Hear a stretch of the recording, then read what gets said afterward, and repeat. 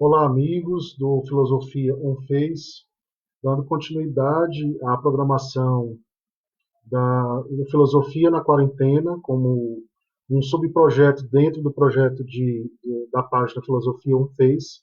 Tem tido uma programação vasta ao longo destas semanas, né, em que estamos em distanciamento social. Hoje a live será comigo, me chamo Lindenberg Castro, e vou trabalhar com vocês Adorno e Viktor Frankl a partir do texto Educação após Auschwitz, que é um texto que o Adorno escreveu em 1900 me fala a memória agora, eu esqueci o ano exato, eu acho que foi em 65, se não me engano, que ele escreveu esse texto, e esse texto é muito utilizado numa relação com a psicanálise, porque, de fato, não só por citar aspectos psicológicos, mas o Adorno traça diversos elementos relacionados à psicanálise, né? E aí, assim, aqui o meu recorte vai ser voltado para o Viktor Frankl, mas a gente tem uma relação também com Freud, o Adorno cita Freud no texto, e também com Jung. Ele não cita o Jung, né? Eu acho que na época também o Jung não havia desenvolvido algumas das suas teorias, mas o texto do Adorno tem total relação, por exemplo, com a teoria da sombra em Jung. Então, existe uma relação muito forte, né, entre essas questões. E aí eu estou aqui com uma outra tela que eu coloquei alguns apontamentos para trabalhar com vocês. E, obviamente, né, quem quiser fazer perguntas ao longo da transmissão, fique à vontade, será uma satisfação poder responder, né, se eu souber. E, assim, eu sei que é um pouco audacioso falar de dois autores tão importantes para nós, né, num curto espaço de tempo, em apenas uma hora, mas eu vou fazer alguns apontamentos e traçar as relações entre esses dois autores que são da máxima importância para a filosofia e para a psicanálise. Só me apresentando um pouco mais para as pessoas que estão entrando agora. Me chamo Lindenberg, sou formado em filosofia pela Universidade Estadual do Ceará. A minha casa, que eu sempre guardo com muito carinho, com muito amor, é uma casa que me acolheu da melhor forma e ainda me acolhe, né?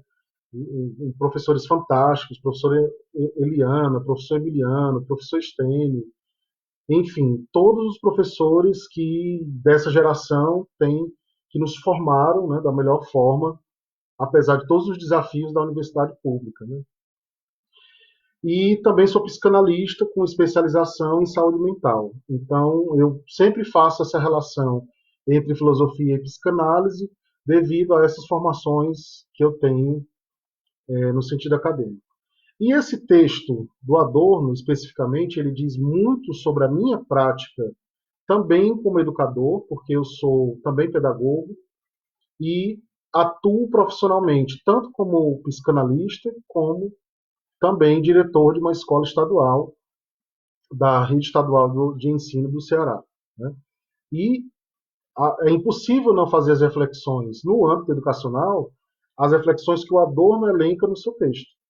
Embora ele mesmo diga que ele a intenção dele não é pensar num projeto educacional, de fato, a intenção dele não é essa, mas todas as reflexões dele vêm ao encontro, né, dos projetos educacionais que nós temos hoje. Por exemplo, a gente já poderia partir de um primeiro ponto, que seria um questionamento no seguinte: o nosso projeto educacional hoje, educação pública, ele dá conta de fazer o que o Adorno sugere no texto Educação após Auschwitz? Será que nós estamos trabalhando com a juventude, as juventudes, né? Porque a diversidade é grande. Será que nós estamos trabalhando com as juventudes no sentido mesmo de evitar que um episódio semelhante a Auschwitz se repita. Ou a nossa educação ela está presa a um processo de reprodução capitalista, reprodução mercantilista, uma educação que ainda vê o aluno como número, ou que vê o professor ainda como número. Então, seria uma primeira reflexão que eu gostaria de fazer, embora eu não vá aprofundá-la, porque aí eu já entraria nos aspectos educacionais e pedagógicos das políticas. Otacílio Pontes, obrigado, meu querido, obrigado pela sua participação, satisfação tê-lo por aqui. E aí a gente acabaria entrando num contexto pedagógico mais institucional, que não é o objetivo do vídeo.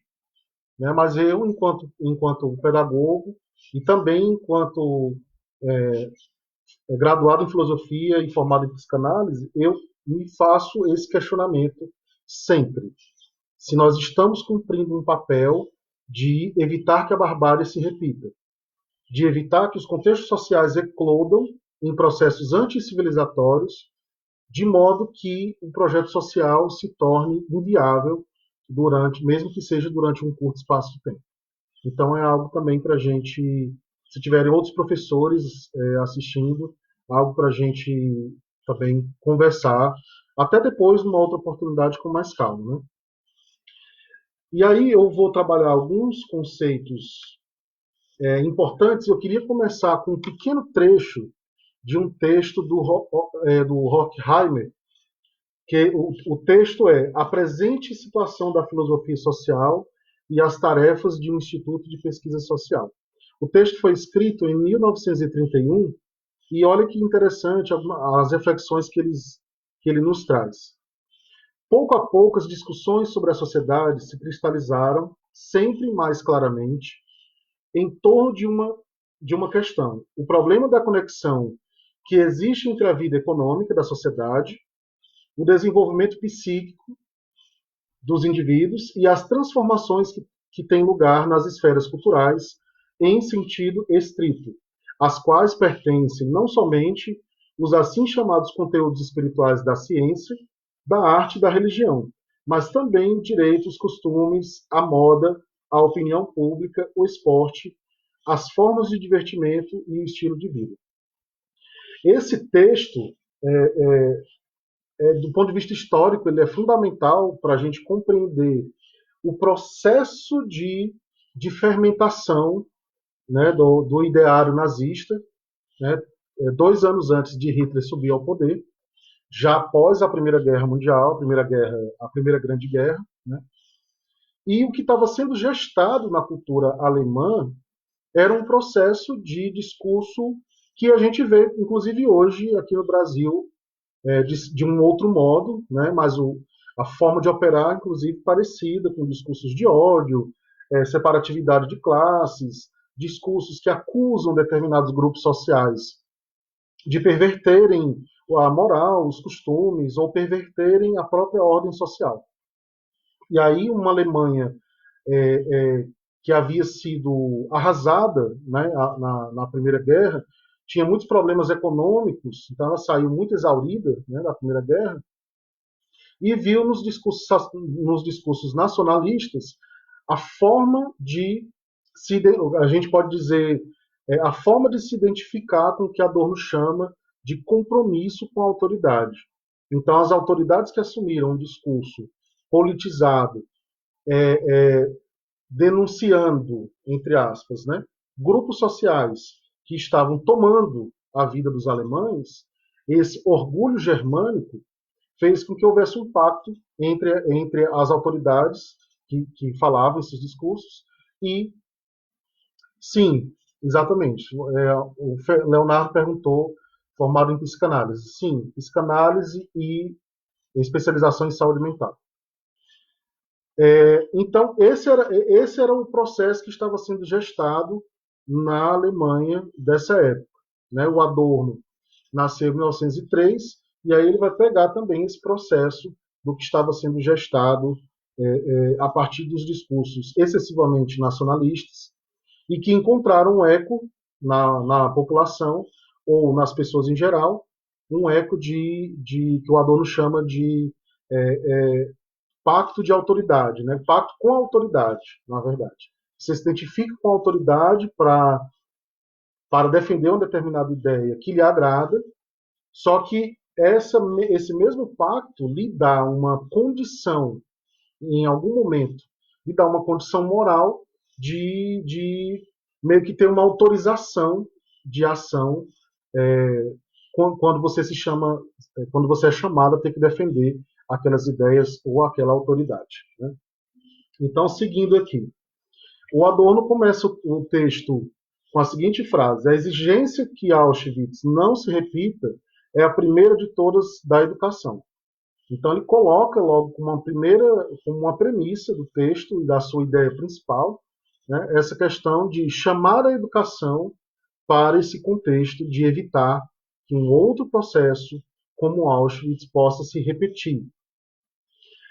E aí, volto a dizer, não é a educação enquanto projeto educacional institucionalizado no âmbito de uma política pública, mas a educação no sentido mais amplo. O que ele ainda fala, que seria um pouco mais específico de um projeto educacional, seria que esse trabalho deveria começar pela educação infantil, principalmente a primeira infância.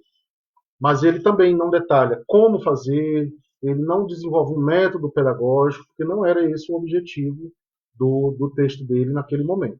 Né?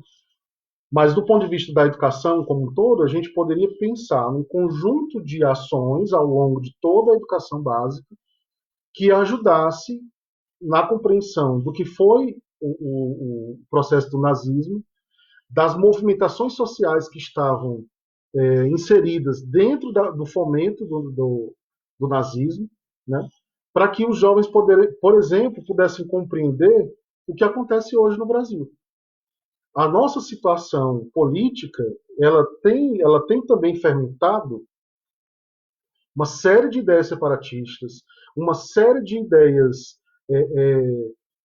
de acusações para grupos específicos, né? As acusações mais absurdas em relação à esquerda, ao comunismo, ao socialismo, como, como, que, como se eles tivessem uma tentativa de perverter a sociedade. Né? Então, sempre que as ideias nacionalistas querem tomar força, elas vêm com uma série de acusações em relação a determinados grupos sociais. Ou acusações com outros grupos, por exemplo, os grupos LGBT são acusados de quererem instaurar a ditadura gay. Os grupos da luta racial são acusados de não reconhecer o racismo branco. Como assim? Né? Então, nós temos aí uma série de acusações e o conservadorismo se adona dessas acusações para fortalecer o seu diálogo, né? Sua tentativa de convencimento de outras pessoas. Adorno afirma que essa questão ainda não mereceu a devida atenção. De fato, inclusive, uma outra questão que ele fala é que as pessoas, na época dele, evitavam falar sobre o que aconteceu no período da Segunda Grande Guerra, como se fosse, ao não falar, né, como se elas fossem conseguir evitar que aquilo se repetisse. Então é muito curioso observar esse fenômeno que ele ocorre não somente com essa temática, ele ocorre, por exemplo, aí falando um pouco da minha outra área de atuação, que é a psicanálise, né? Em relação à saúde mental, falar sobre suicídio, por exemplo, foi um tabu durante muito tempo. E as pessoas achavam que, não, se eu falar, eu vou estar suscitando que as pessoas se suicidem, né? E chegou ao ponto de, na psicanálise, ser desenvolvido um conceito chamado efeito Werther, que seria o suicídio por contágio. Mas já há um bom tempo a Organização Mundial de Saúde recomenda que as temáticas de saúde mental sejam trabalhadas sim, sejam pautadas sim, desde que com critérios. Então ela desenvolveu uma série de cartilhas para orientar os profissionais, os psicólogos, psicanalistas, psiquiatras, profissionais de saúde, jornalistas, professores, enfim, a como abordarem essas temáticas sem precisar esse receio excessivo em relação à questão do contágio. Meu amigo Alexandre Júnior participando aqui, obrigado por estar acompanhando aqui a nossa live. Ele perguntando a questão das religiões de matriz afro-indígenas também. Aí eu não sei, talvez eu acho que eu perdi o contexto da pergunta, mas se for em relação a acusações do conservadorismo para as religiões de matriz afro-indígenas, com certeza. Existe uma série de acusações, né? As pessoas que trabalham com fake news, que estão ligadas aos gabinetes de ódio espalhados por aí na política brasileira, acusam religiões de matriz africana de ensinarem bruxaria para as crianças, para os jovens, de construírem um kit que era mandado para as escolas, para que as escolas ensinassem bruxaria para os seus alunos. Né? Desconsideram a questão da cultura indígena, apesar da lei que nós temos no sentido da educação, né? Nós temos uma lei que orienta o trabalho da cultura afro-indígena nas escolas. E muitas vezes essa lei é desrespeitada e, inclusive, tem gente do conservadorismo que gostaria de revogar essa lei mesmo, né? Por considerar que não é importante, que não é de Deus, aqueles discursos de senso comum que a gente escuta muito, né? Então, assim como o nazismo foi, né, o discurso conservador ele é repleto de acusações para os diferentes grupos sociais aos quais ele quer ir contra, para também ganhar a simpatia dos seus seguidores e meio que direcionar a sua raiva, a raiva dos seus seguidores, para aqueles grupos. Né? Eu vou já falar um pouco mais sobre isso, porque existe algo curioso nesse ataque aos determinados grupos, que o Adorno nos fala. Daqui a pouquinho eu volto para esse ponto. Então, o Adorno nos diz que qualquer debate acerca de metas educacionais carece de significado e importância frente a essa meta, que Auschwitz não se repita. Então, novamente, não adianta a gente pensar numa estrutura educacional ampla, moderna, tanto do ponto de vista físico, como do ponto de vista de materiais, livro didático, professores, mesmo que a gente resolvesse todos os problemas da educação que nós temos hoje, e não considerássemos que uma situação como Auschwitz já aconteceu, já é uma barbárie que está na nossa história, assim como outras, né? Assim como foi o processo de escravização, as guerras de maneira geral, a oportunidade de você matar, de um determinado governo matar milhões de pessoas e ter aquilo justificado sob a forma de uma guerra, sob a forma de um processo de limpeza étnica. Né? Então, é uma questão muito séria. O Adorno, nesse texto, lembra que na Primeira Guerra, 1 milhão de armênios foram mortos pelos turcos. E que provavelmente esse número é muito maior, assim como os números de Auschwitz, que a gente tem números aceitáveis, entre aspas, em torno de 1,3 milhões de pessoas que teriam sucumbido somente em Auschwitz, mas esse número pode ser muito maior. Porque imagina, a gente tem subnotificação hoje de doenças as mais diversas, enquanto mais numa época em que tudo foi muito obscuro. Né? Então vamos continuar aqui. Adorno cita Freud para dizer que a barbárie encontra-se no próprio princípio civilizatório, pois a civilização origina e fortalece progressivamente o que é anticivilizatório. Isso tem total sentido, e aí dentro da psicanálise isso encontra ecos no Freud, no Jung, no próprio Viktor Frankl, existe uma relação aí. Né? No caso do Adorno, a percepção dele é que as pessoas vão se cansando de viverem de forma social, democrática, tendo que seguir padrões democráticos, tendo que seguir conceitos tidos como universais, conceitos éticos. Né? E aí as tentativas de burlar esse sistema seriam,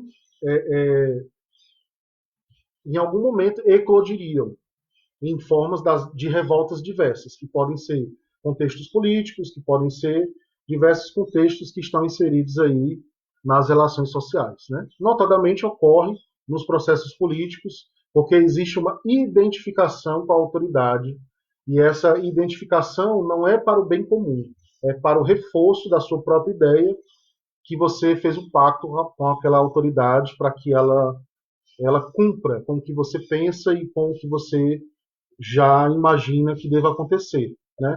Aí, novamente, trazendo para o Brasil o que está acontecendo atualmente. É exatamente o que está posto aqui para nós. Né? Então, você tem um pacto forte com uma determinada autoridade e o que ela representa ideologicamente, e todos os processos racionais que envolvem uma reflexão mais ampla são deixados de lado com o objetivo de seguir o pacto com aquela autoridade. É isso. É basicamente isso. Isso pode desembocar num processo muito mais grave, como um processo em que as pessoas possam naturalizar a violência, naturalizar fazer mal aos outros, naturalizar que determinado grupo social possa simplesmente ser extinto da sociedade. O meu amigo Alexandre Júnior, que está aqui acompanhando a nossa live, me mandou, em torno de meia hora antes de começar aqui a nossa live, um apresentador do SBT que sugeriu no seu programa que o Bolsonaro, nosso supostamente, né, o nosso presidente, me desculpe se tiver algum apoiador, né, mas a questão não é um apoiador no sentido ideológico, a questão é no sentido prático. Né? Mas, enfim, o apresentador do SBT sugerindo que a presidência pegasse as pessoas que estão com sintomas da Covid-19 e as colocasse numa espécie de campo de concentração. Olha que louco. O Adorno, eu não vou dizer que ele ficaria surpreso com esse eco que hoje as ideias nazistas encontram na sociedade, porque ele já tinha previsto isso. Inclusive, ele deixa muito claro no texto dele que, se depender do nível de consciência das pessoas, certamente acontecerá um processo parecido ou pior do que Auschwitz foi. Então, ele mesmo coloca essa questão no texto dele. Então, se naquela época, recém ocorrido todo o processo, isso já estava posto, quanto mais hoje, que as pessoas tendem a achar que não, isso não vai acontecer, é muito longe da nossa realidade. Já está acontecendo. Né? Processos similares de gestação de políticas de exceção, elas já estão acontecendo. E aí a frágil justiça, a frágil lei humana ainda está lutando para tentar manter a ordem, mas até quando? Não estou querendo fazer nenhuma análise futurista, apocalíptica, né? Mas a nossa civilização é muito frágil, né? Esse é um ponto que o Adorno também coloca no texto dele. Se a civilização ela gesta o próprio processo anticivilizatório, significa que a nossa civilização ainda é muito frágil dentro do que a mantém, dentro do que da estrutura. E a gente poderia colocar outros elementos aí, como as desigualdades sociais, as questões de classe, as questões de você seguir programas de governo corruptos, programas de governo que são a favor de tirar a vida das pessoas, ou se as pessoas morrerem, isso não terá tanta importância. Né? Então, tudo isso, todos esses elementos já estão aqui presentes também na nossa realidade. Né? Então, a gente tem que lutar para que isso não desemboque no processo ainda pior do que já está. E aí ele faz um alerta, o Adorno, no texto dele, de que a sua fala no seu texto, né, não vem a partir de uma retórica idealista. Então, o objetivo não é aqui defender uma forma idealista de fazermos um pacto civilizatório em prol de que regimes de exceção não ocorram mais.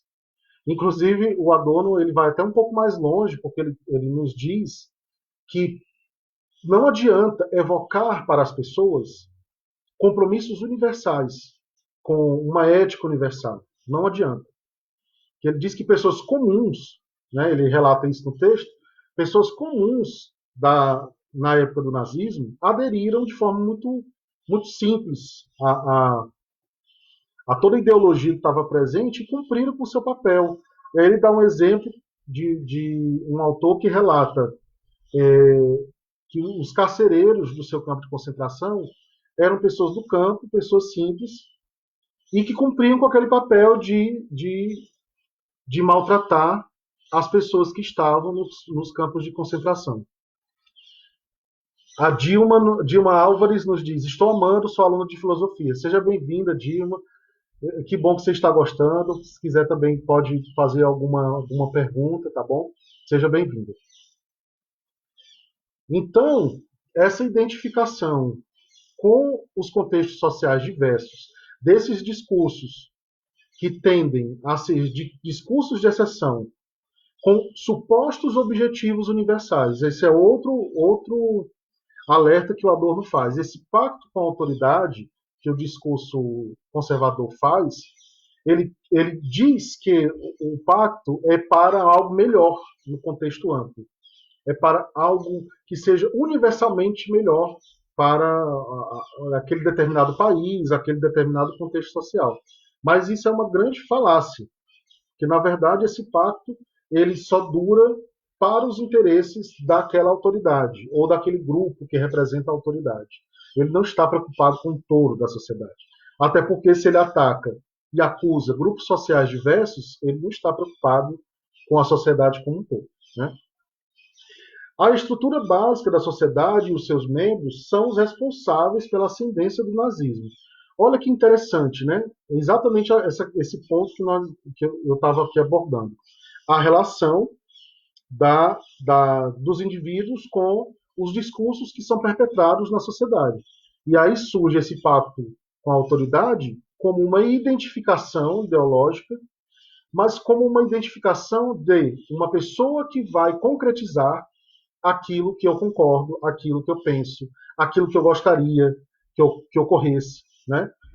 Resgatando a ideia dele de que viver no contexto social é cansativo para alguns indivíduos, de fato, se a gente pensar do ponto de vista psicanalítico, para um indivíduo conservador, à medida que a sociedade vai entrando por contextos progressistas, ele deve se sentir frustrado.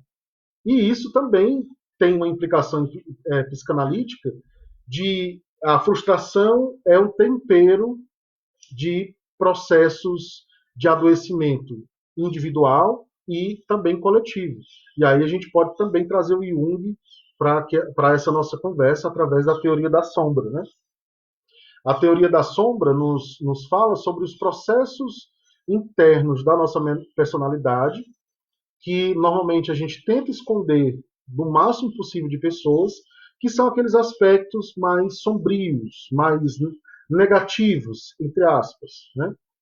Já com o intuito da gente ser aceito no contexto social. Então a gente vai escondendo essas características, né?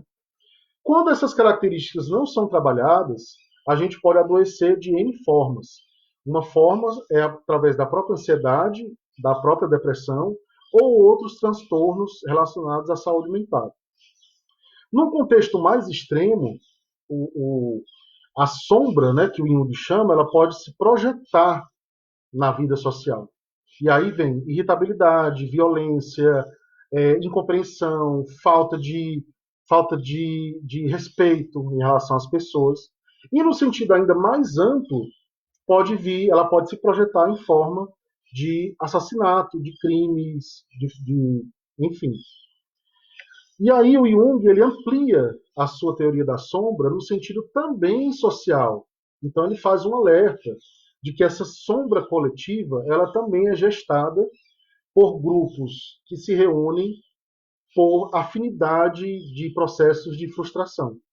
Então isso pode acontecer no ambiente de um partido político, de um time de futebol, de uma organização governamental, civil, enfim. Isso pode acontecer em grupos diversos dentro do contexto social. Se nós pensarmos em todos os processos de frustração que estavam sendo gestados na Alemanha antes da ascendência do Hitler, a gente pode pensar numa grande sombra coletiva. tomando conta do processo. Isso aqui é só uma análise para a gente pensar, tá? Não é nem o objetivo aqui da nossa live, mas é impossível não trazer o Jung para esse debate, né? Já que a teoria do Adorno se aproxima muito dele. Mas a gente poderia pensar numa grande sombra coletiva, recheada de frustração, recheada de acusações contra grupos diversos, sobretudo os judeus, né? Eles não eram o único grupo acusado daquela época, mas principalmente eles. E isso foi tomando uma proporção até chegar num processo de governo em que as pessoas, quando Hitler subiu ao poder, até nos jornais da época, né, diziam que não, o discurso dele é forte, mas ele não vai fazer nada de ruim, ele vai seguir os processos legais, etc, etc. E ele foi concentrando tanto poder que normatizou o processo de exceção. Né? Então a exceção se transformou em algo normalizado. E aí não houve retorno, não houve volta para a Alemanha na época, o que gerou todo o processo relacionado ao nazismo, à guerra, ao processo do Holocausto, os campos de concentração, enfim. Então é uma questão muito séria, muito séria. O Adorno nos faz o alerta de que uma nova Auschwitz não está distante. A gente tem que estar sempre alerta em relação a esses processos. E aí ele nos diz: milhões de pessoas inocentes foram assassinadas de forma planejada. Aqui temos uma política voltada para a morte, né? Transformada em algo esperado e natural, que é essa naturalização que eu falei. Inclusive, se a gente pensar na burocracia da morte, instituída pelo nazismo, nós temos, imagina você ser levado para um campo de concentração e você ter todo um procedimento para cumprir, sendo que você nem sabia, não tinha como você saber se você permaneceria vivo ou não. Então você recebia um número, você recebia sua roupa, você era encaminhado para um alojamento, mas você também tinha que preencher alguém tinha que preencher documentos sobre você. Né? Então, existe todo um processo ali de burocracia em que se normalizou você tratar o ser humano como nada, como uma coisa, como algo que poderia simplesmente ser movimentado à mercê de quem estivesse no poder. Né? Nosso amigo Leonardo nos diz: a sombra na individuação é aquilo que impede o sujeito de brilhar. Também. Mas aí, isso me lembrou uma frase do Jung, que ele diz que uma pessoa não é iluminada por, por se colocar como uma pessoa iluminada, por imaginar figuras de luz. Ela é iluminada por reconhecer a sua sombra. Então, do ponto de vista da psicanálise, do ponto de vista do trabalho terapêutico, né, o que é que eu sempre trabalho com as pessoas que eu atendo? Enquanto a pessoa negar as características da sua personalidade, que ela não gosta, ou que ela não quer admitir, ou que não são características muito boas, entre aspas, estou colocando entre aspas porque não é um juízo de valor, né? Enquanto ela não consegue trabalhar esses aspectos, ela não consegue avançar no processo terapêutico. Então, o que o Jung vai nos trazer é a necessidade de você encarar a sua sombra, de você conversar com ela, de você não ter receio desses aspectos sombrios da sua personalidade. Caso contrário, a chance de você adoecer ao longo da vida por um processo psicológico é muito grande. E em alguns casos essa doença se torna psicossomática, né? Então, estou colocando essa questão assim nessa relação entre sombra, luz, enfim. O primeiro passo é a gente reconhecer esses aspectos sombrios da nossa personalidade e não ter medo de trabalhá-los, né? Vamos aqui. Adorno nos diz: o genocídio perpetrado pelo nacionalismo agressor do século XIX também tem sua parcela na conta da ascendência do nazismo, claro. E aí ele dá o exemplo dos turcos que mataram 1 milhão de armênios na Primeira Grande Guerra, né? Mas todos os outros discursos nacionalistas desse período também vêm colaborar com essa ascensão do nazismo. Ele cita ainda a criação da bomba atômica como uma contra-explosão. Eu acho muito curioso esse conceito que ele nos traz, porque ele fala da explosão populacional que já vinha acontecendo, né, no processo histórico, e ele chama a bomba atômica de um processo de contra-explosão.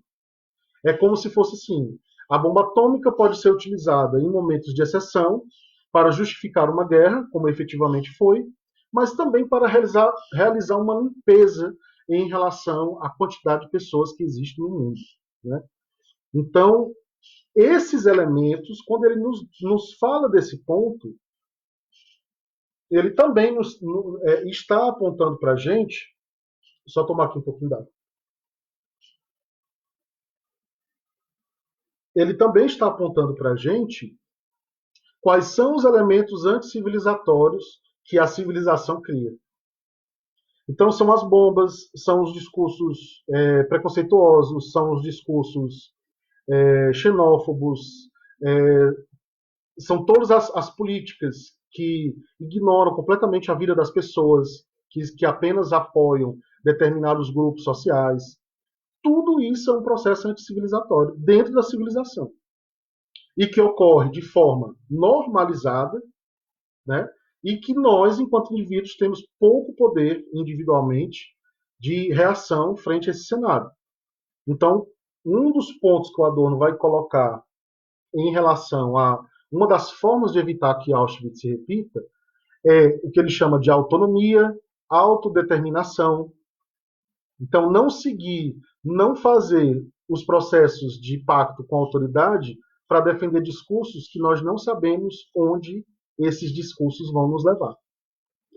Seria mais ou menos esse ponto, né? Então, continuando.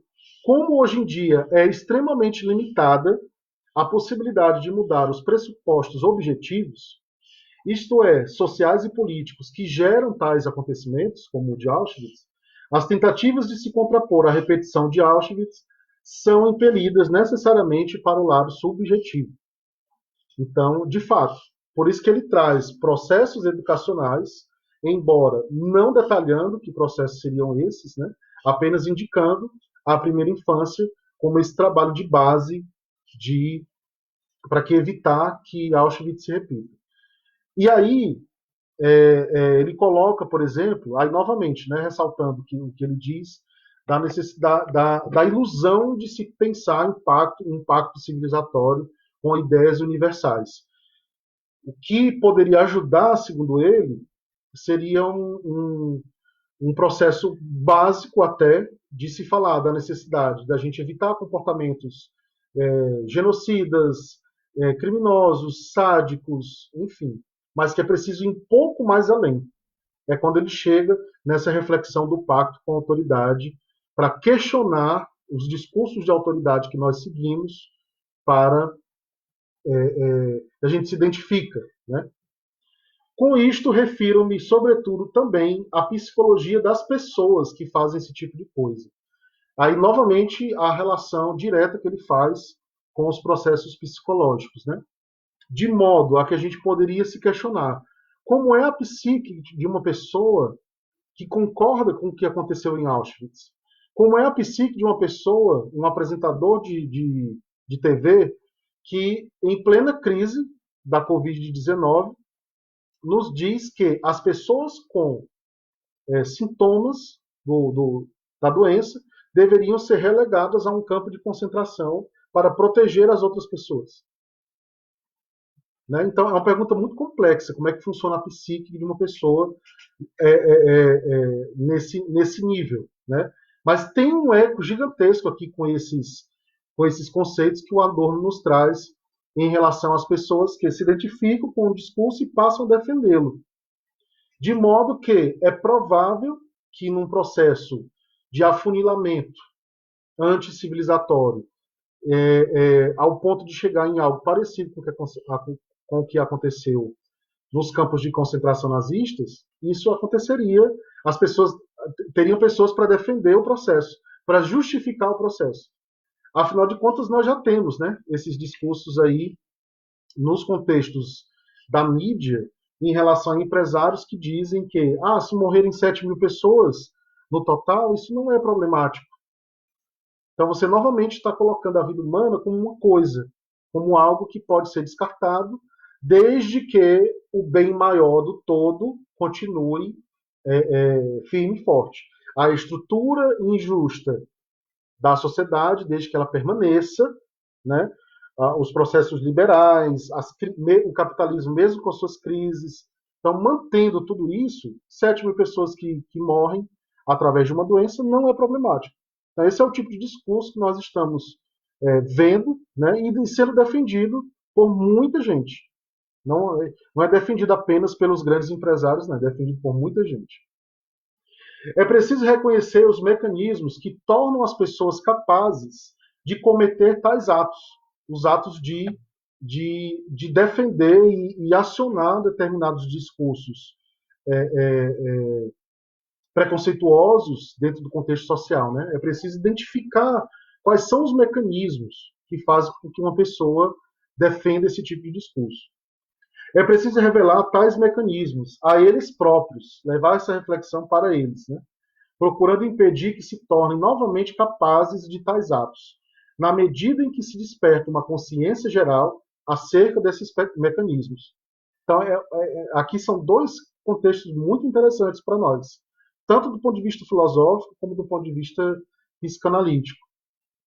Trabalhar com os próprios indivíduos essas características, esses mecanismos que poderiam fazer com que eles tomassem determinadas atitudes de defesa de ideias separatistas, né, do contexto social, e ao mesmo tempo trabalhar no sentido de uma consciência geral acerca desses mecanismos. E aí nós temos uma reflexão novamente voltada para a educação. A educação pode ser uma grande parceira desse processo, né? O Museu do Holocausto de Curitiba, ele tem um projeto educacional de apoio a sugestões de atividades pedagógicas que os professores na educação básica podem trabalhar com os seus alunos a respeito dos processos relacionados ao nazismo. Então, é uma forma de você direcionar um trabalho para você despertar uma consciência geral em relação a esses mecanismos. Né? E aí ele chama, é interessante também esse contexto que ele chama de trabalhar, ele chama inflexão em direção ao sujeito. É interessante também que é algo totalmente psicanalítico, né? Voltar a reflexão para o indivíduo de modo a evitar que ele mesmo tenha os comportamentos separatistas e que ele ajude a perceber quando esses discursos estão eclodindo no contexto social. Então aí nós temos, né, uma possibilidade de fazermos um grande movimento em relação a isso, né? Como fazer? A educação seria um caminho, né? Mas tem outros. Culpados são unicamente os que, desprovidos de consciência, voltaram contra aqueles o seu ódio e a sua fúria agressiva.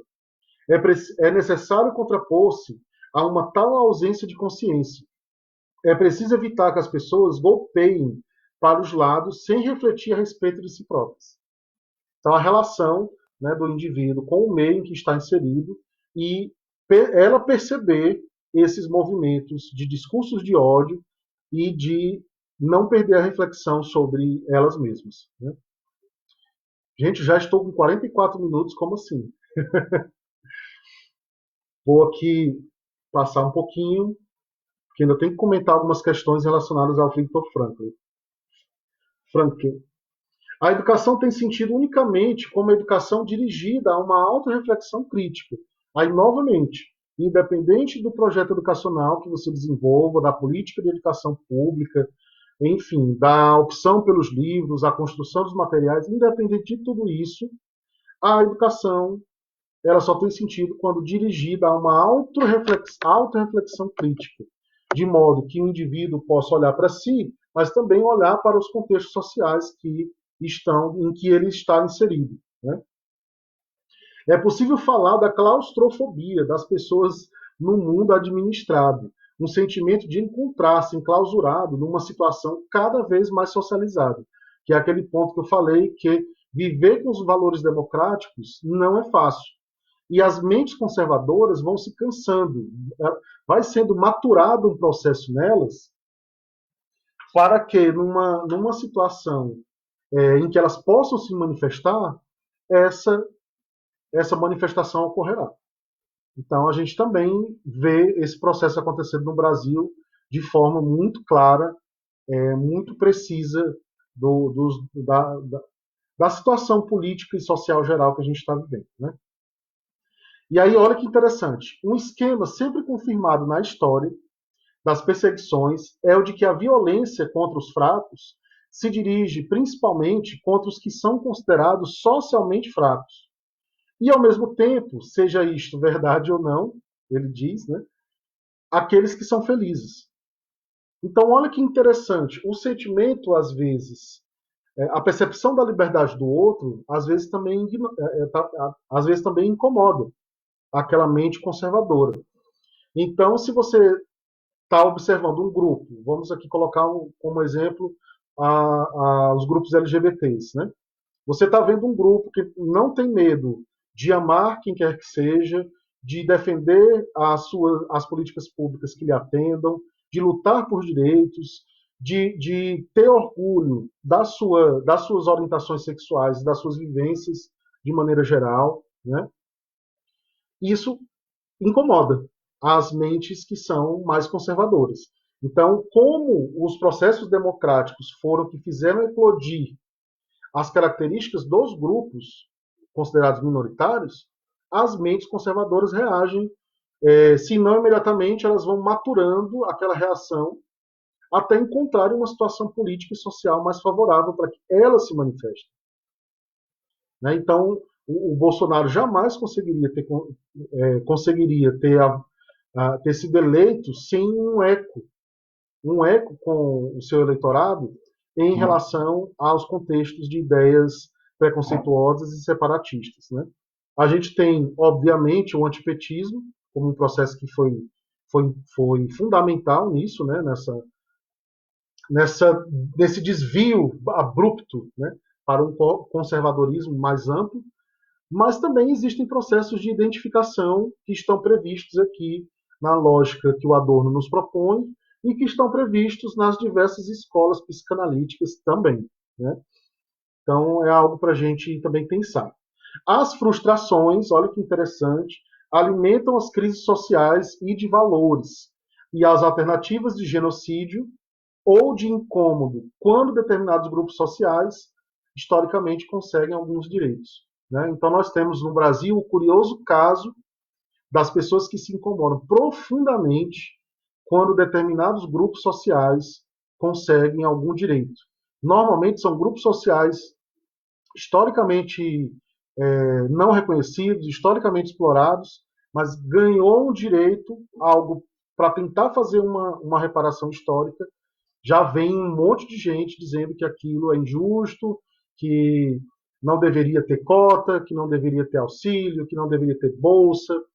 E assim as pessoas acabam boicotando o próprio país, a própria civilização, né, em que nós estamos inseridos. Então é um processo muito curioso.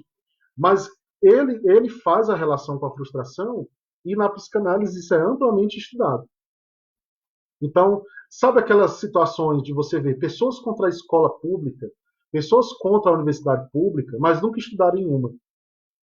Pessoas que não conseguiram passar numa seleção, através do Enem ou do vestibular, vamos colocar o vestibular tradicional, né?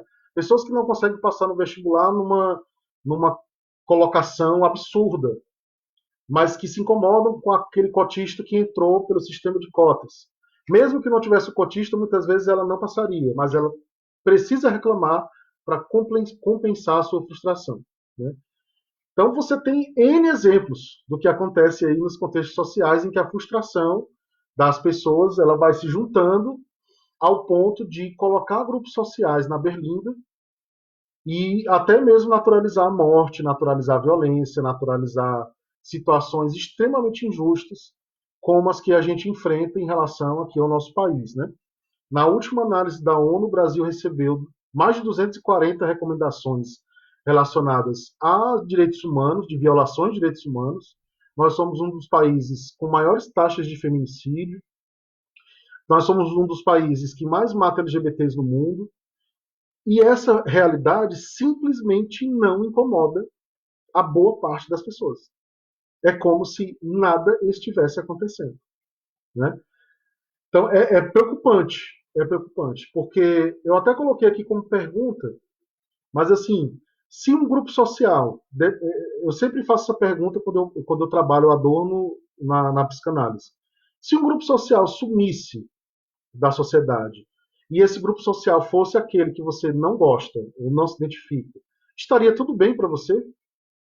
Se esse grupo social fosse formado de, sei lá, 200 mil pessoas e ele simplesmente sumisse da sociedade, isso estaria tudo tranquilo para você? Você sentiria alguma coisa, alguma. Isso faria alguma reflexão para você ou simplesmente estaria tranquilo desde que fosse o grupo social que você não gosta?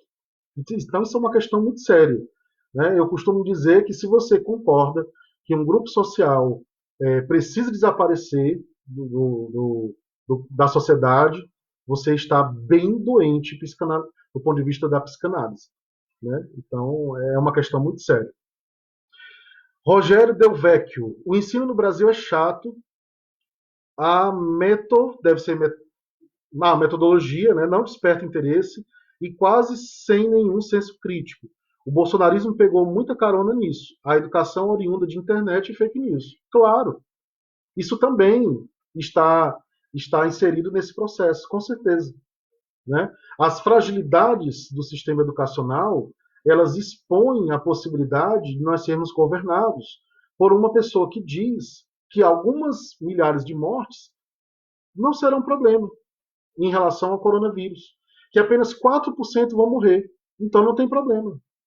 Em nome do bem maior, que seria a economia, né, a gente pode aceitar que 4% das pessoas que estão com Covid-19 vão morrer. Então está tudo tranquilo. Né? E é incrível como as pessoas não refletem nessa gestação, como o Rogério colocou, a questão da educação, a educação básica, que precisaria se fortalecer em vários pontos, e eu não estou falando aqui só de financiamento da educação, que é uma pauta muito corriqueira, né, mas que ela não resolve tudo. Metodologia, forma de trabalhar com o aluno, forma de abordagem, tudo precisa ser revisto. Né? Então a gente acaba se colocando numa posição de fragilidade frente a esses discursos que utilizam amplamente internet e fake news para se projetarem. Porque as pessoas passam a ler muito pouco e a refletir menos ainda em relação aos conteúdos que elas recebem. Né? E aí o Adorno nos diz que o único poder efetivo contra o princípio de Auschwitz, o princípio que comanda a ideia de Auschwitz, seria a autonomia, o poder para a reflexão, a autodeterminação e a não participação. Né? E a não identificação com esses discursos que são defendidos por contextos de autoridades e que clamam seguidores, clamam pessoas para segui-los e ajudá-los na sua empreitada, né, conservadora. O perigo de que tudo aconteça de novo está em que não se admite o contato com a questão. Né? Esse ponto aqui eu já comentei, e é um ponto também que ele diz que a barbárie ela não é mais uma possibilidade, ela já aconteceu, ela já está na nossa história, seja através de Auschwitz, seja através dos outros estados de exceção que a gente já vivenciou, em que milhares e milhões de pessoas foram mortas em prol de uma ideologia de poder, de uma ideologia política. Aí eu até resgato novamente uma relação com Jung, que em A Barbárie já tendo acontecido, ela está no nosso inconsciente coletivo. Então ela pode ser novamente acessada por nós, enquanto sociedade, nos diferentes contextos e sem nem a gente perceber. Então é por isso que eu digo, a gente precisa ter cuidado com os discursos separatistas e com os discursos que visam fomentar ódio entre os diferentes grupos sociais. Porque daqui a pouco você está defendendo que uma pessoa tem que morrer e para você é muito natural que isso aconteça. E, poxa, ninguém tem que morrer. É uma questão que a gente precisa pensar que a vida não é negociável, não é coisificada, né? Aí, em relação ao Viktor Frankl, por exemplo, ele nos diz que o aspecto humano, de reconhecimento do ser humano, ele é inegociável. O que nos faz humano é o próprio reconhecimento da nossa humanidade, a nossa e a dos outros. Eu não posso reconhecer a minha humanidade e a dos outros não tem importância. Não faz sentido. Né? Então, se eu reconheço a minha humanidade e eu reconheço o que esse, o que essa característica me traz em relação a existir, eu tenho também que fazer o mesmo processo em relação ao outro. Né? Então, aqui eu tinha colocado o apresentador do SBT, né, que falou dessa declaração infeliz, né? A apresentadora do SBT sugere a Bolsonaro campo de concentração para pessoas com coronavírus. Né? Então, esse é um nível de discurso. É um discurso corajoso que aparece numa transmissão de uma grande emissora e que certamente encontra eco em muitas pessoas. E que, se num estado de exceção isso acontecesse, iria ter gente, não do próprio governo, mas as pessoas comuns, como nós, iriam ter pessoas que iriam fazer a sua defesa. Não, mas isso é necessário, isso é para um bem maior, a gente precisa evitar que o vírus se espalhe, etc, etc, etc.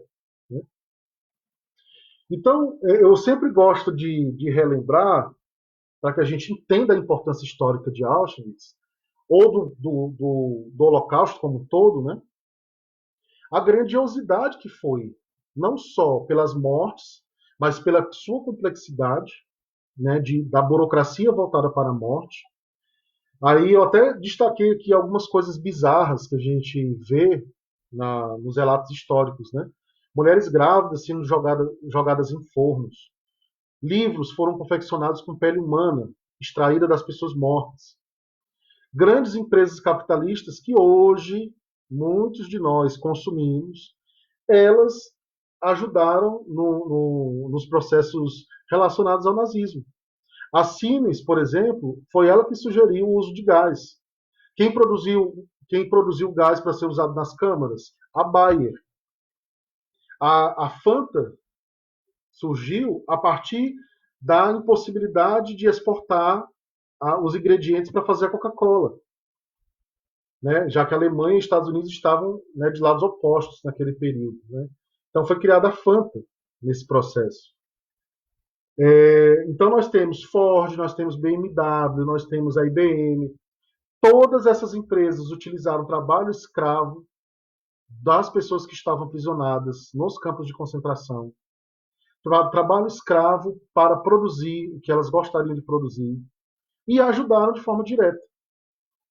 Então, será que se um outro processo, como Auschwitz ou como o Holocausto, ocorresse hoje, que empresas, ou essas mesmas empresas, elas ajudariam? Eu não duvido. Eu, sinceramente, não duvido. Meu amigo Tiago Ribeiro, obrigado por estar participando. Mandou aqui um comentário. O entretenimento está cheio de naturalização da violência. Sim. É esse conteúdo que gostamos de ver quando queremos descansar. Sim. Descansar entre aspas. A barbárie nos entretém enquanto lutamos por direitos humanos. Um perigo. De fato. De fato. Inclusive, as reflexões do Adorno sobre a questão da indústria cultural, também ele vai falar do nazismo como um processo que também fomentou isso. Né? Então, está tudo interligado também aí nessa questão. Valdomiro Lopes, parabéns pelas suas colocações. Obrigado, meu querido. Obrigado por estar participando.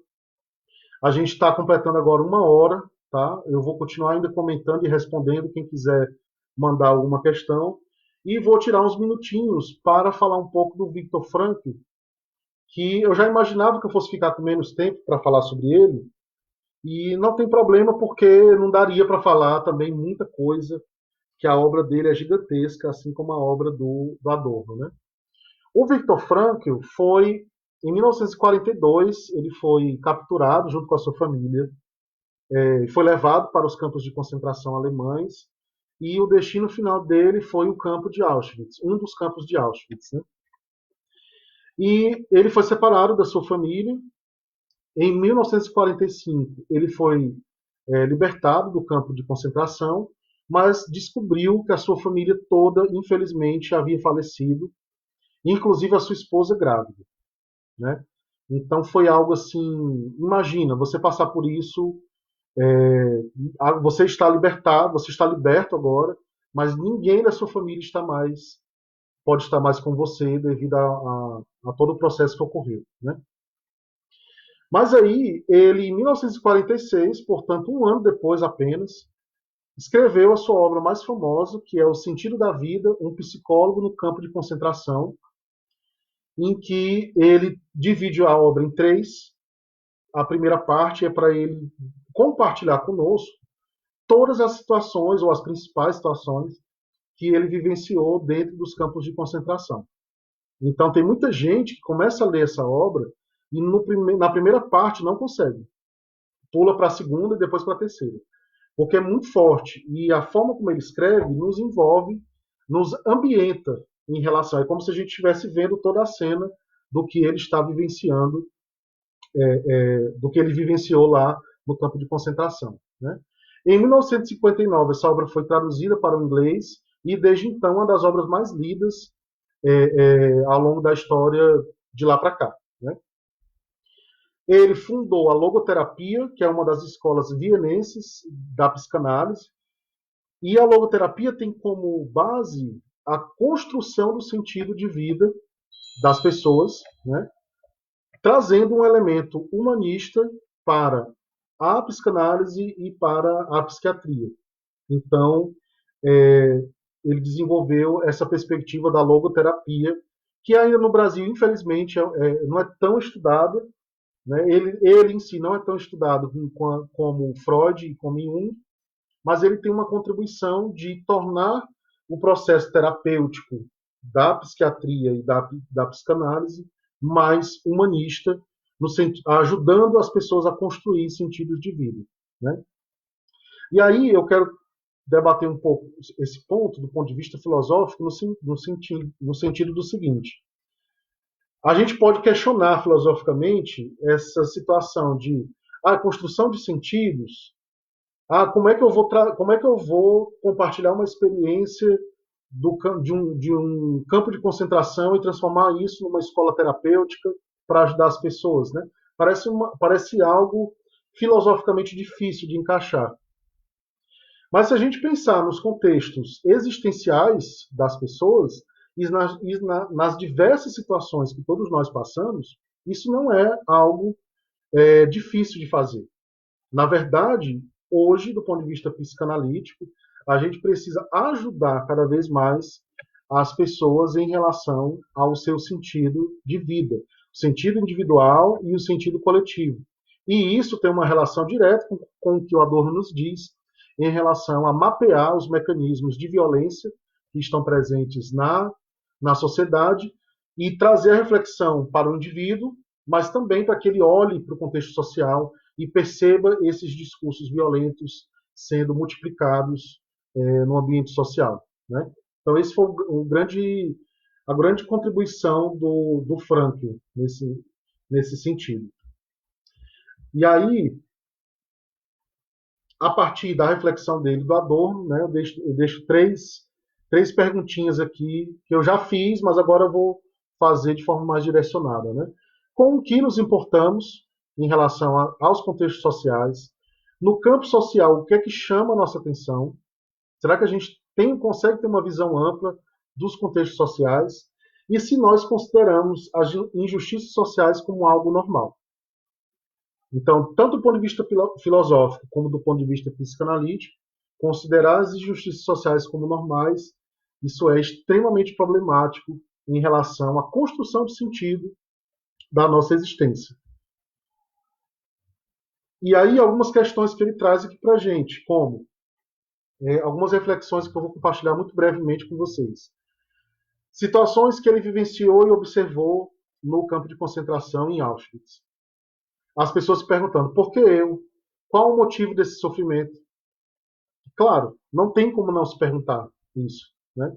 E aí, quando você tem essa baixa apreciação sobre si, ou você simplesmente ter sido preso por uma questão étnica, isso diminui, isso coloca a sua percepção enquanto ser humano em xeque. Né? Então é um processo muito difícil de superar, uma situação muito complicada. Diversos sentimentos surgem para tentar responder a tais perguntas, claro. Com a alimentação escassa por uma sopa rala e tendo que dormir amontoados, aumentava ainda mais a irritabilidade, a solidão e o pensamento no suicídio. Inclusive, nós não temos dados oficiais de quantas pessoas tiraram a sua vida nos campos de concentração, mas isso era muito comum, porque uma vez que a pessoa não estava conseguindo lidar com todo aquele sofrimento, obviamente um sofrimento muito grande, muitas recorreram mesmo ao suicídio como uma forma de tentar, né, tentar superar aquela dor de estar sendo tratado cotidianamente como uma coisa ou como um animal, mas não como um ser humano. Né? E aí ele nos diz: é revelador e surpreendente que na atmosfera mórbida e doentia seja possível ver sorrisos e grandes esperanças, mesmo que muitas delas frustradas. Né? Então, ele conviveu com isso durante todo o tempo em que ele ficou preso, e assim como ele, outras pessoas conseguiram ressignificar a, toda a situação que vivenciaram e tentaram trabalhar essa ressignificação voltada para compartilhar essas informações com outras pessoas. Né? Eu vou já citar um caso de uma senhora chamada Eva Kor, se não me engano, em que ela sofreu várias experiências a mando do doutor Joseph Mengele, em que ele era responsável por conduzir experimentos é, é, para fortalecer a ideia de purismo a partir desses experimentos. Né? E aí eu vou já comentar um pouco sobre ela. O pior de tudo era tentar manter-se com aparência jovial e mostrar-se capaz de fazer qualquer trabalho solicitado para ser poupado de ser enviado para as temíveis câmaras de gás. Então, imagina você lidar com isso cotidianamente. Né? Sua concepção é que o sentido nos faz humanos, né? O sentido da construção de sentido tem que partir desse princípio do reconhecimento de nós mesmos como seres humanos e do reconhecimento do outro. Né? E o que nos faz humano é exatamente a possibilidade de nós não negociarmos esse conceito de ser humano, não coisificarmos esse conceito de ser humano e, ao mesmo tempo, trabalharmos pela nossa autonomia e autodeterminação. Isso lembra alguém? Exatamente o Adorno que nós falamos aqui na primeira parte. Né? Então, existe uma relação aí de conceitos. Né? É claro que o Victor coloca mais no sentido existencial terapêutico, e o Adorno coloca mais no sentido político, social, mas há um encontro, né, de conceitos a partir dessas relações. E aí eu queria destacar, para conduzir já para o encerramento, a gente já está com 1h09, na terceira parte do livro Em Busca de Sentido, ele descreve o otimismo trágico. E aí eu quero ler o que ele coloca para fazer uma reflexão. De acordo com essa tese, né, a superação individual reside numa escolha, num posicionamento interior, que, a despeito da tríade trágica, ele chama de tríade trágica, o ódio, a culpa e a morte, explicando a possibilidade de um indivíduo optar por elementos de vida, elementos da vida, que aí a gente pode colocar o amor, o perdão, o desapego, enfim. Esses sentimentos na psicanálise, eles têm sentidos extremamente existenciais e filosóficos. Então, eles são trazidos por diversos autores, entre eles o Viktor Frankl, para nos ajudar a compreendê-los. Né? E aí, para finalizar, eu queria falar exatamente da senhora chamada Eva Kor, que tem vídeos dela no YouTube, vocês podem dar uma olhada, quando ela fala do processo de perdão. Olha que interessante, certo? O processo de perdão que ela precisou fazer para os dois médicos que comandavam as experiências no campo de concentração onde ela estava, acima de todos, o Dr. Mengele e o Dr. Munt, ali mais no dia a dia com as crianças que eram submetidas a experimentos, né? E aí ela disse que sofreu, obviamente, sofreu durante muito tempo com esses experimentos, não só do ponto de vista físico, mas do ponto de vista psicológico, e ela teve que experimentar o perdão para se libertar da dor. Olha que interessante. É um processo autoterapêutico, uma sacada incrível. E ela relata, num dos vídeos que tem no YouTube, ela relata bem essa questão. Então, ela demorou 4 meses para escrever uma carta, olha só, exercitando o seu perdão enquanto sentido existencial, enquanto construção de sentido existencial, de dizer que não, ela não precisava estar apegada àquele sofrimento que ela já tinha superado do ponto de vista físico, faltava agora superar do ponto de vista psicológico, né? Então ela demorou 4 meses para escrever uma carta falando sobre perdão, né?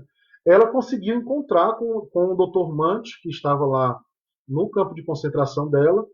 Como nós sabemos, historicamente, o Dr. Meiling nunca foi encontrado, né? Ele fugiu e tem até notícias de que talvez ele teria vindo para o Brasil ou para a Argentina, enfim. Ele não foi mais encontrado. Mas ela conseguiu encontrar o Dr. Munt, entregou a carta para ele, eles conversaram, né, sobre tudo que aconteceu, e a descrição que ela faz é de superação de uma dor através do perdão. E é exatamente esse conceito, um dos conceitos principais da logoterapia, que o Viktor Frankl fez um esforço de compartilhar conosco, a partir das suas experiências ruins no campo de concentração, para nos ajudar a ressignificar os nossos sofrimentos, né? Isso dá margem para um debate gigantesco. A gente poderia fazer uma live só sobre isso, né? A questão do perdão na psicanálise, a questão do amor na psicanálise, ou a gente questionar, é possível superar determinados sofrimentos, efetivamente? Isso tudo a gente pode debater. Mas eu quis trazer essa experiência dela por ir bem no sentido do que o Viktor Frankl nos coloca a partir da experiência que ele vivenciou e dos conceitos que ele construiu para ajudar a elencar a logoterapia, né? Então, são autores instigantes que a gente pode pesquisar e aprofundar estudos. Existe uma relação muito próxima com todo o contexto social em que nós estamos vivendo aqui no Brasil, né? Esses movimentos de gestação de políticas de ódio, elas não são, isso não é imediato, isso vai acontecendo. E nós estamos no Brasil, sim, tendo esse processo de gestação dessas políticas de ódio, políticas de morte, políticas separatistas, políticas que agridem e acusam grupos sociais diversos, para justificar a extinção deles, muitas vezes, né? Então é preciso que todos nós estejamos atentos e possamos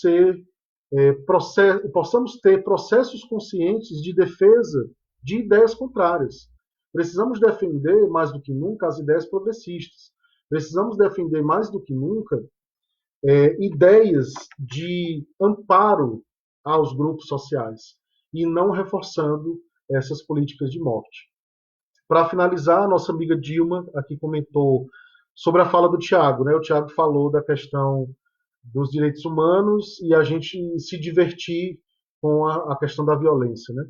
Sobre a fala do Tiago, estou lendo Santo Agostinho e ele fala das confissões sobre os shows com feras e pessoas. Perfeito.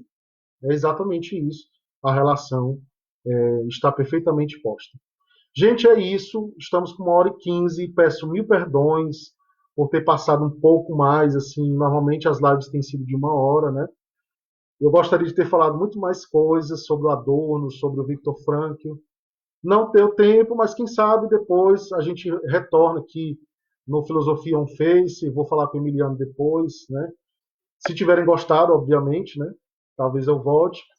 Mas, assim, o sentimento é de agradecimento por compartilhar desse espaço que eu considero da máxima importância, enquanto filho da UES, enquanto pessoa que admira demais projetos como esses, que popularizam a filosofia e que permitem as relações com outras áreas do conhecimento, como a psicanálise, né?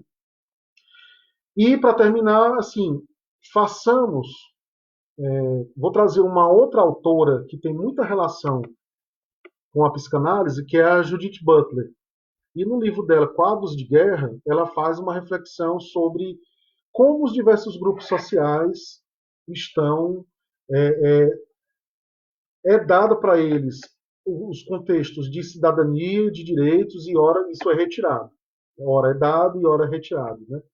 Então ela faz uma reflexão, por exemplo, que a gente pode também trazer para a gente, que o sentimento, o sentido de assembleia, de manifestações, de protestos, né, eles estão também se esvaziando, e que os grupos sociais precisam se mobilizar em outros tipos de luta para conseguirem permanecer ativos e na sua luta por direitos, né? Então todos nós precisamos ficar atentos também a esse processo, independente da gente se reconhecer dentro de um grupo social específico ou não. Essa luta é ampla, é de todos nós, tá bom? Gabriel da Silva, obrigado pela aula. Eu que agradeço por vocês terem ficado conosco até agora, tá bom? Um abraço a todos. Amanhã tem mais, viu? Não percam a live de amanhã aqui no Filosofia On Face. Gratidão ao professor Emiliano, meu eterno professor, amigo, muito querido, e gratidão a todos vocês. Nós vamos conversando aí pelas redes nesse período de distanciamento social. Beijo grande, até logo.